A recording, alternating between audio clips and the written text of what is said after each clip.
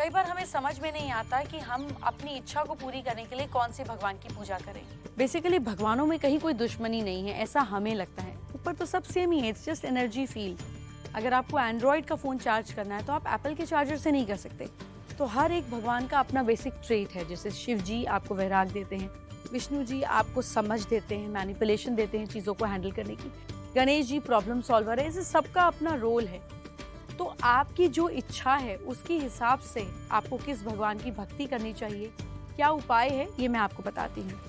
Basically सच्चे मन से अगर आप वैसे किसी भी भगवान की पूजा करें तो सब में सब कुछ देने की समर्था है, लेकिन फिर भी समझ के लिए आपकी इच्छा के अनुसार से, ताकि आप कहीं आपके मन में ये ना आए कि मैं इसको मानती थी, ओहो मैं शिव जी को मानती थी, अब मैं हनुमान जी को मानने लग गई, तो हनुमान जी को अब मैं मानने लगी तो शिव जी को बुरा लग जाएगा। नहीं, ऐसा कुछ नहीं होता।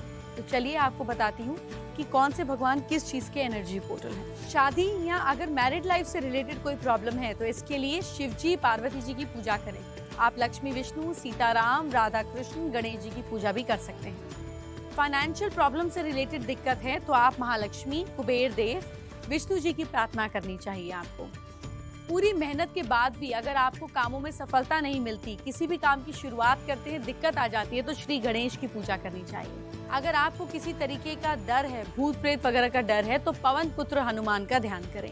पति पत्नी अगर बिछड़ गए हैं और काफी हिम्मत और काफी मेहनत के बाद भी वापस मिलने का योग नहीं बन पा रहा है, तो ऐसे में श्री राम भक्त बजरंग बली का पाठ करें, पूजा पाठ करें। सीता जी और राम जी का मिलन भी हनुमान जी द्वारा ही कराया गया था।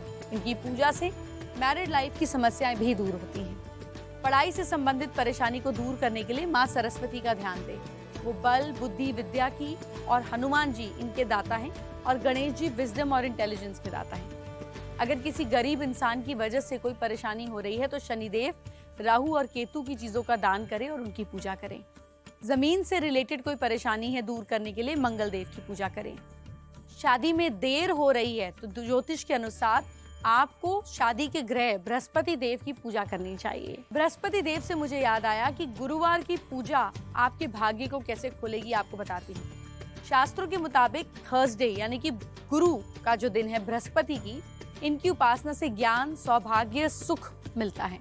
दरअसल गुरु ज्ञान और विद्या के रास्ते, तन और मन और भौतिक सुखों के ऑब्स्टिकल्स को हटाते हुए आपको सारे सुख देते हैं, आपको जीने की सही गाइडेंस देते हैं, जिस पर चलकर कोई भी इंसान मन चाहे सुखों को पा सकता है। हिंदू धर्म शास्त्र में अपनी इच्छा को पूरी करने के लिए खास दिनों पर की जाने वाली गुरु पूजा की परंपरा है। गुरुवार को भी देवगुरु बृहस्पति की पूजा का विशेष महत्व बताया गया है। ऐसी पूजा के शुभ सौभाग्य और मन चाहे फल के लिए थर्सडे को व्रत और पूजा करें। इसके कुछ नियमों का पालन जरूर करें। जानिए सौभाग्य, पारिवारिक सुख, शांति, कार्य कुशलता, मान सम्मान, शादी, मैरिड लाइफ की सुख और पावर्टी को दूर करने के लिए थर्सडे की पूजा किन बातों का खास ख्याल करें जब आप पूजा करें। थर्सडे के दिन किसी महीने के शुक्ल पक्ष को थर्सडे की पूजा के अच्छे योग हैं। 1, 3, 5, 7, 9, 11 या 1 से 3 साल तक इनके व्रत रखने चाहिए। मतलब 1 Thursday, 3 Saturday, 3 Thursdays, 5 Thursdays, 9 Thursdays, 11, 13, इस तरीके से। इस दिन बाल नहीं बनवाने चाहिए, ना ही शेव करनी चाहिए।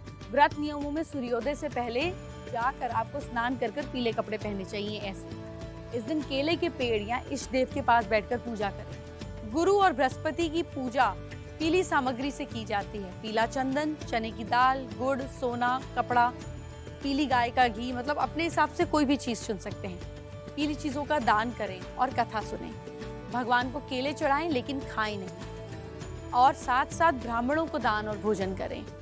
पुअर लोगों को, जिनको दिक्कत रहती है, इनको भी आपको अच्छे से पीली चीजों का दान करना चाहिए।